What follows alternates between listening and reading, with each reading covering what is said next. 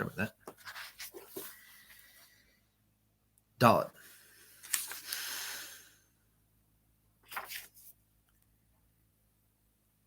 In the secret of the secrets, Besodei Razeh, Huvim Megala Mukos, brought up in the Megala Amukos, Polish mystic from the 1600s.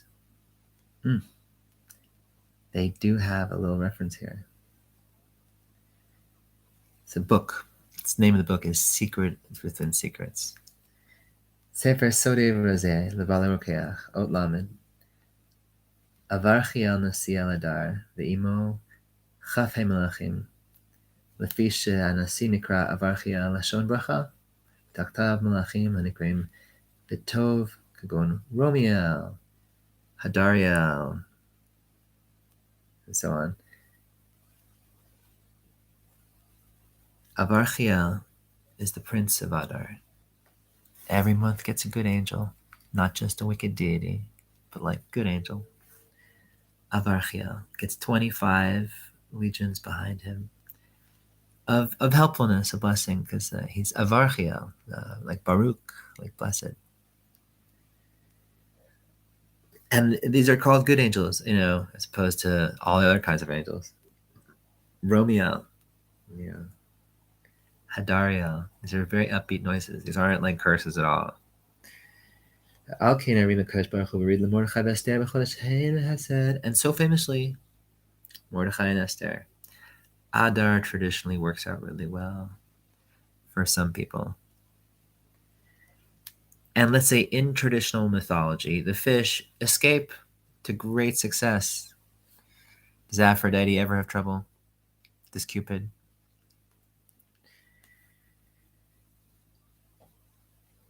It's brought down. V'yesh tachtav chaf hei melachim kulam shatom emurim tova ne'ali hamalach hazeh b'gematria seder. He checked, and this gematria is the same gematria as seder.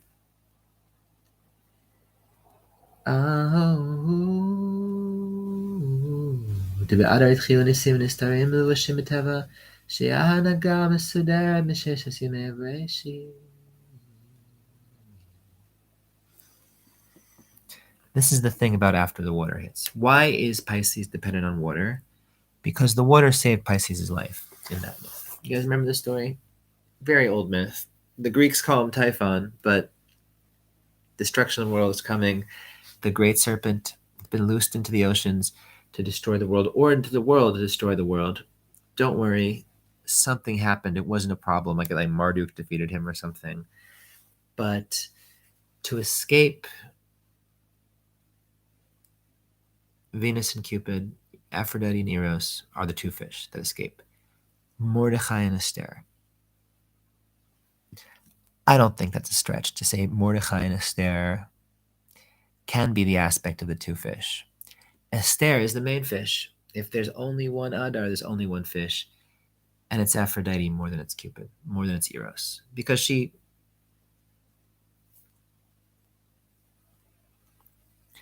Well, I almost say, don't make me have to explain. But that's not fair.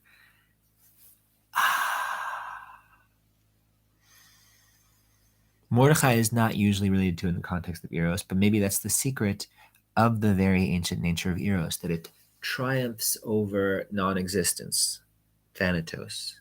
Right? Harry Styles plays Eros in the movie, and Eros is always as an alternative to nothingness. Let's say because there's the expressed Eros in the Greek myth as Aphrodite's kid with the cute little thing, but no. There's Urania, there's the Eros before existence. It's a name and it's inherent in a Titan and a thing before a Titan, a numinous force, as are all the big seven. Primordial, primordial, I made that word up, I don't know, predivinal. The shape of the thing before the gods congeal into characters is Numens. Angels are more like deities, like than Newman's per se, except to the degree that they have an existence that's understood to just continue on. He's connecting the good to order here as part of the thing that happens. Let's say part of the story of Esther and Mordechai is in the context of a finally established social order. There's now a global court. There is now a king who can do stuff. I mean, the end of the story is very strange because all he can do is support one side against the other, not just put a hand down and be like, hey, stop fighting, you guys. Not that kind of king, it seems. Not that kind of order. Because it starts with closed, hidden miracles, as opposed to Nisan. This is the point he made in the context of Kuf and Hay. The Kuf is hidden, the back of the head, and the Hay is expressed, the front of the face. And in this way, Pisces will give way to Aries, the sort of subtly escaped fish thing to the very pronounced and direct ram that moves from the sort of supportive surrender of Aquarius to the sort of resistant non-surrender of Taurus.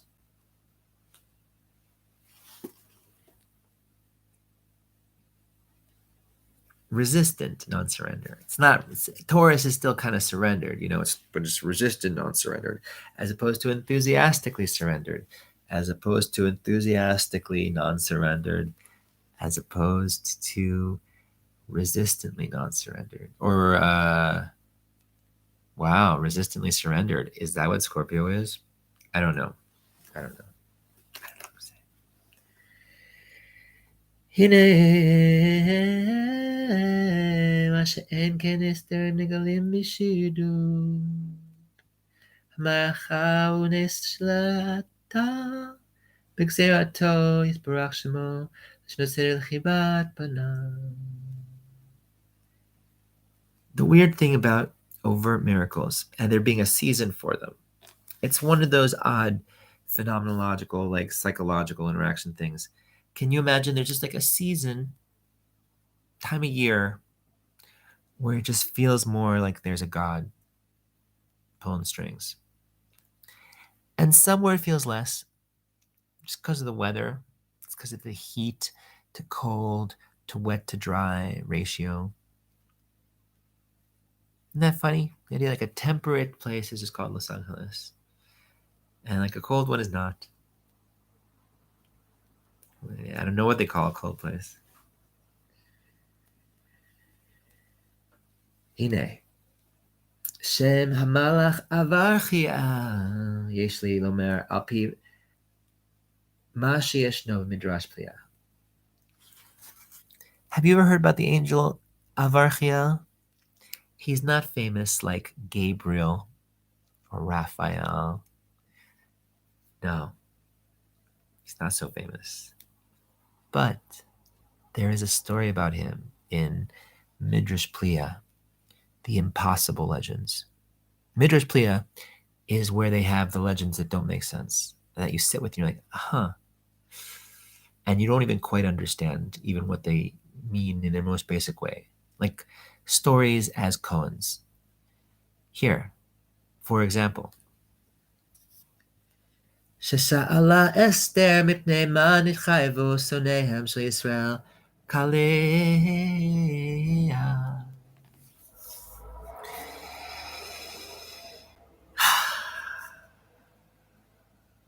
Esther, Queen Esther, dialogues with God and asks very big questions. She wants to know,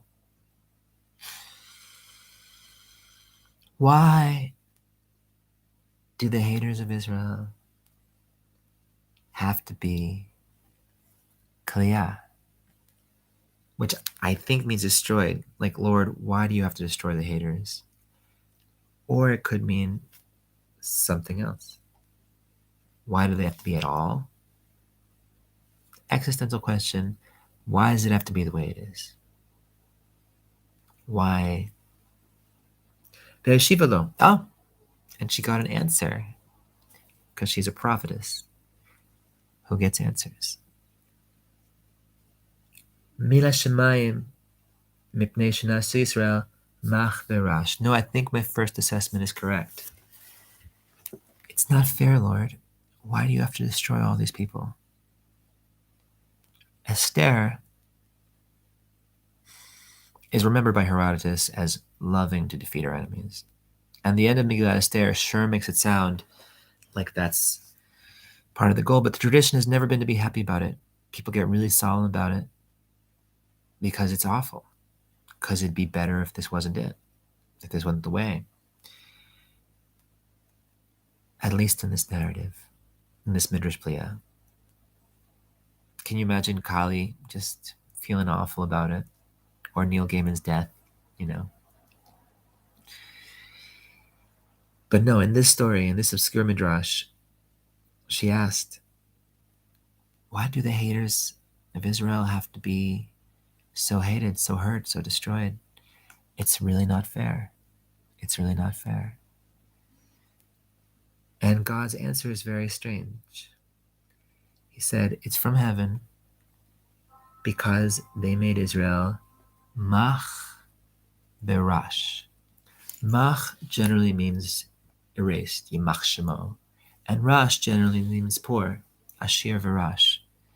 You know, they really mean they made people poor and erased, sort of silenced people, erased them, and made it they couldn't live and do their thing.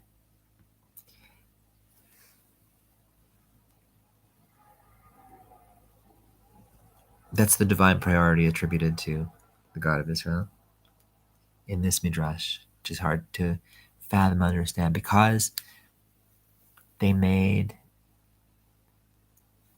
you defeated and poor. So they have to be defeated and poor. And I think part of the punchline here is it's very hard for her to motivate after hearing that against it. You know, it's like, okay, fine. You know, like part of the problem is acquiescence. Part of the power is acquiescence. Part of the power of rhetoric and media and framing is acquiescence. One of the interesting criticisms I've seen this week in the mouse controversy is what will they probably replace mouse with in all those schools? Boy in the striped pajamas. And compared and contrast, I forget who I read this article from. Compared and contrast, mouse is about things that really happened with real people, with real lives.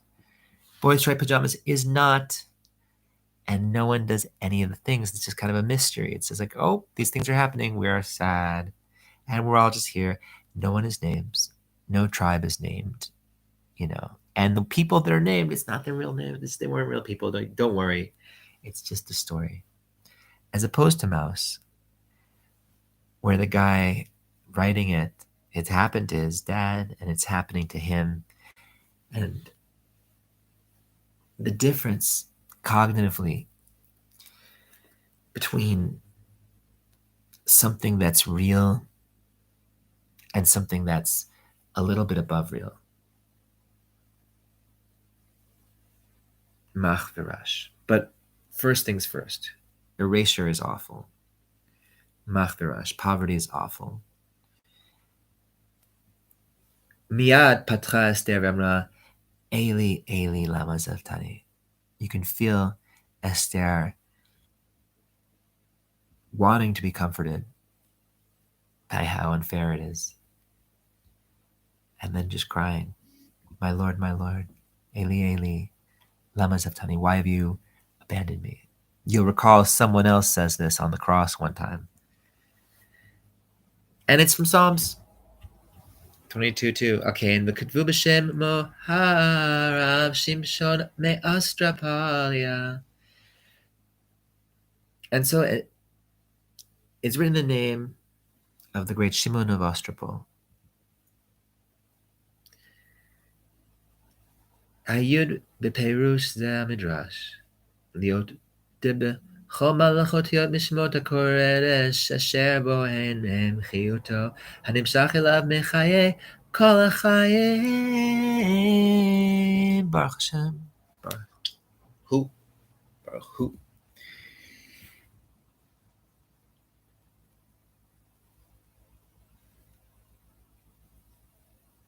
Every angel is defined by the letters in his name.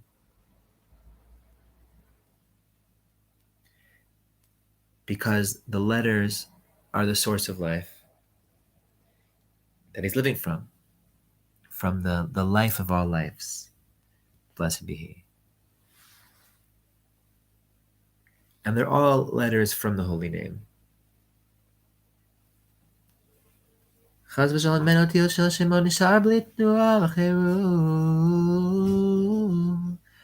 forbid that any of the letters in the name should stay without movement or life force. Because letters have life force. You can hear it in the way we say them. We say them different ways, you know.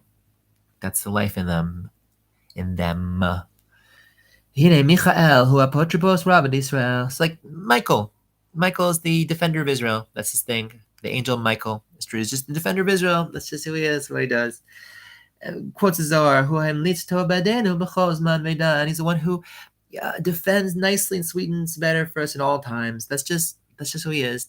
Our national God. You know, like Captain America for America. It's like Michael for Israel. In the originative sense, whatever. Traditionally, Samael is the one for Rome. Everybody's got one, you know. So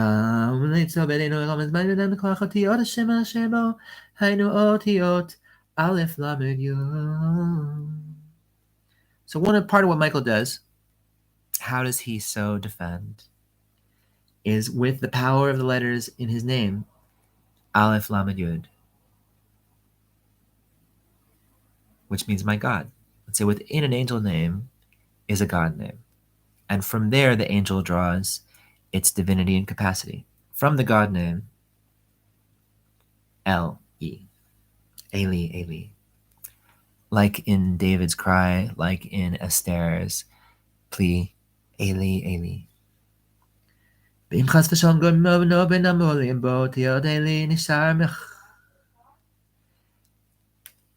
If Michael doesn't have an Eli, if there's no good to fuel him, if there's no life and divinity to fuel him, he's just mach, erased.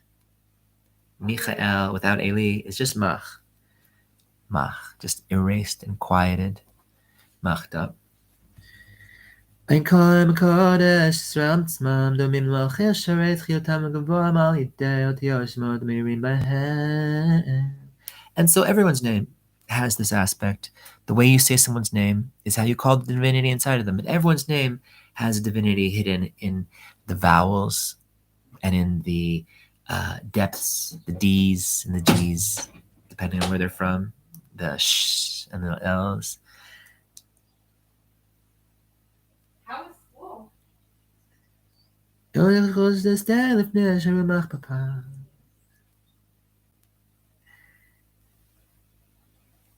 Israel, like Michael, also is fueled by that Eli in the middle. If there's no divinity, if there's no of my divinity in Israel, it's just rush. The Lamed, the Li, and the A. Without them, it's just poor. No one wants to be part of an Israel that sucks. No one wants to be identified with an Israel that's somehow devoid of life force and good. So it's just rush. It's just poor. And so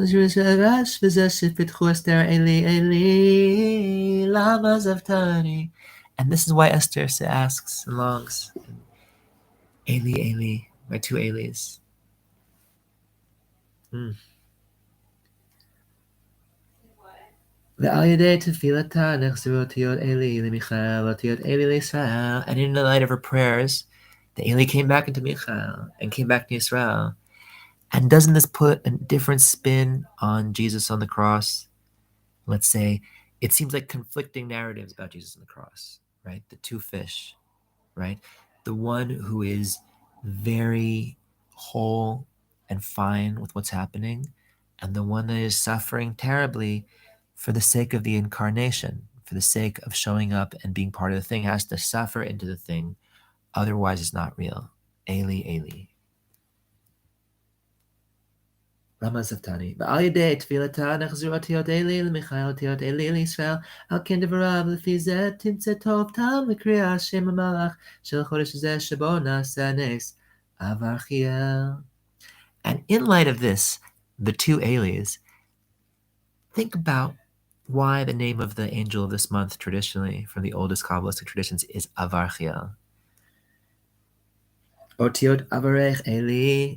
The letters of Avarchiel, it's Eli also, but with an Avarech, I will bless. Avarech milashon mavrich et ha'ilan. And this is why I had to read that little Shvat one for you before. I think it is what they call a callback, because Adar Aleph is so much still Shvat, and trees are still so much waiting for us all. I will bless from a language of blessing the tree,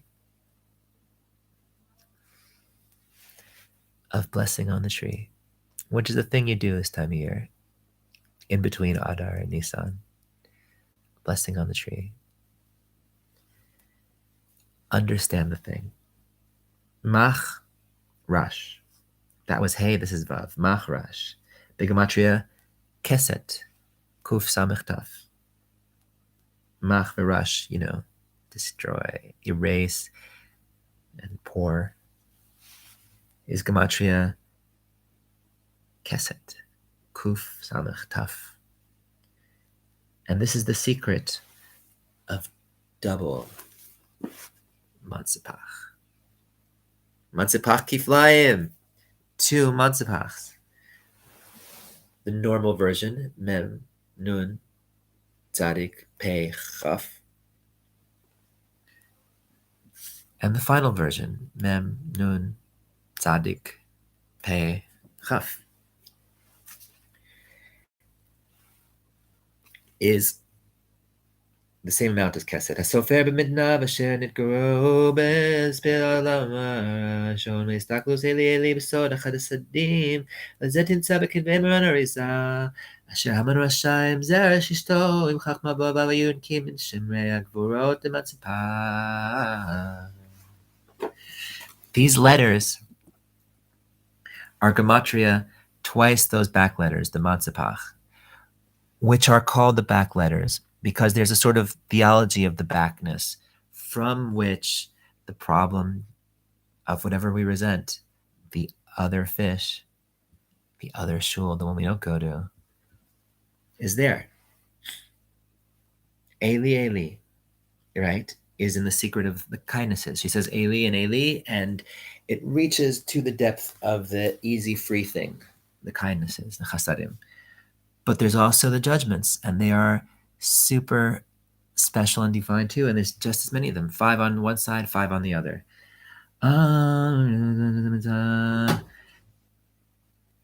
Specifically, Haman min memnun of the matzepach, memnun from the matzepach.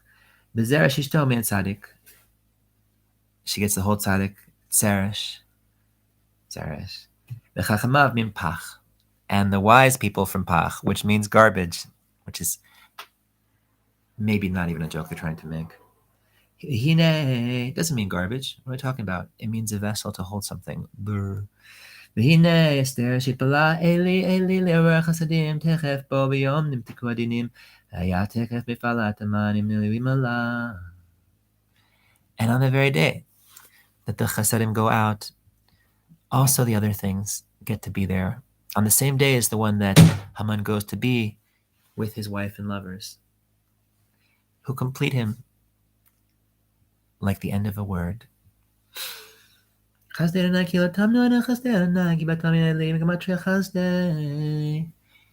He wants to make this connection between Eli, Eli as the chasadim even stronger by pointing out that Eli twice is gematria. Eli and Eli, the 2 fish, are gematria chazdei, the kindnesses. And on the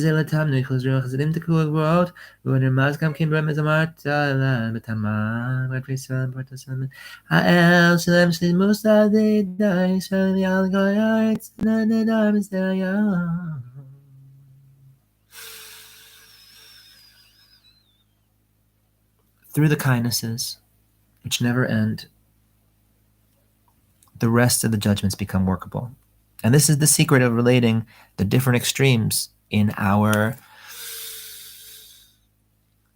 even our own integration. Let's say between erasure and non-erasure, between poverty and wealth, is so much awareness. And within that awareness,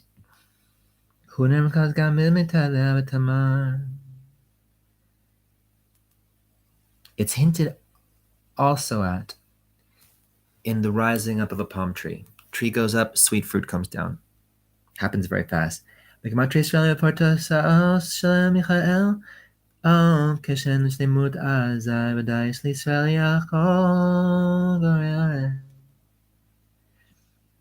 Only through this integration and part of its service,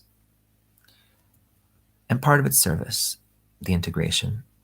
Mouse would be awful if it was just about us.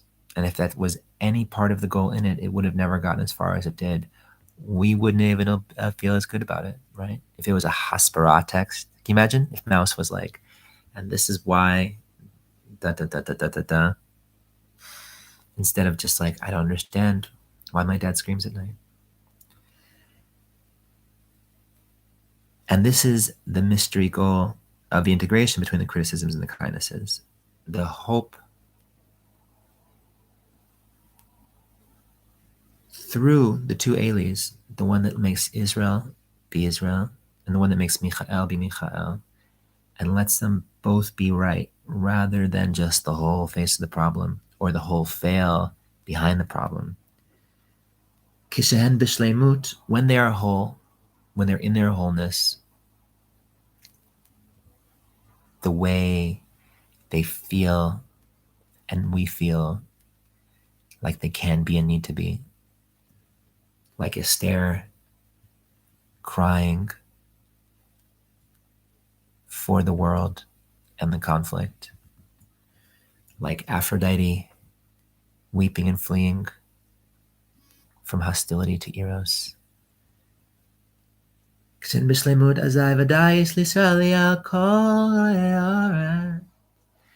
that's funny language for the relationship. Aliyah,